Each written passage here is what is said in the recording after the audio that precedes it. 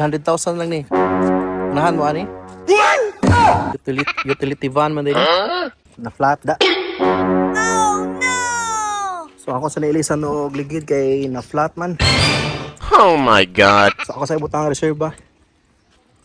Kay way hangin ginagubay lang para hangin. Oh no!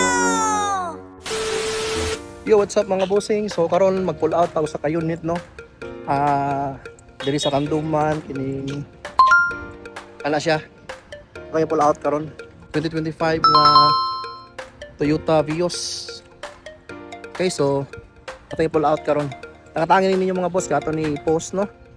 Ato side check ang units kung goods ba since nawa ta nakita ni actual. Okay, alright. So morning unit mga boss, medyo hugaw pa no. Ikat pa ni sa warehouse. Yeah. So ito sana yung tuyokon.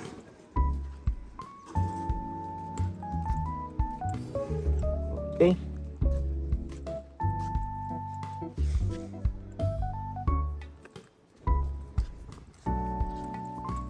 So good sa ang unit. So maging actual sa unit na to ha, way mga bangga ni, way garas.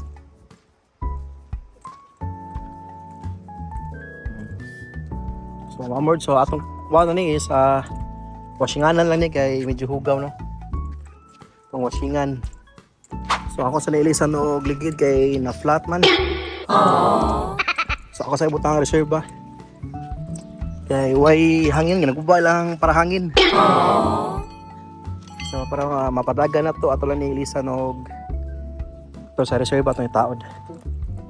So okay na mga bossing. Nice. Nalisa na to tong reserva nga ligid no. So ato to ipa-check ang atong iyahang stock nga ligid nga na flat to siya. Okay?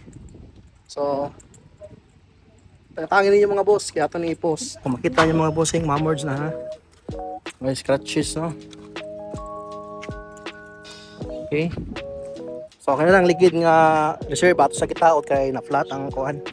Nakabutang na sa ato na ibalik lang. Ato ipa-check kung na ba to ibuslot. Ayan, soda. Hugaw pa niya kay napasa warehouse pero hinog pang unita. Ang pag mga pusunon. Okay, so muna sa to karon. Okay, alright. So, tagatangin ninyo mga boss sa kini ato ang Vios nga 2025, 1,000 ang mileage. Kaya ato ni i-post kung maman na to og pa-detail ang unit para mugudas brand new siya. Okay? So, karon dili na sa kuto mga boss. So, kita-kits ta in a few days para sa to ang pag-picture ani og sa tong i-post na ni siya.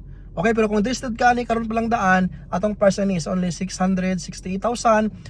Still negotiable no kung cash price nya modawat nami og financing. Okay? So, kontak lang ko.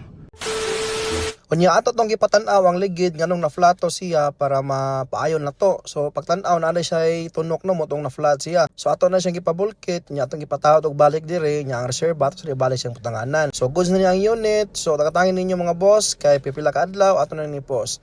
Okay, all right.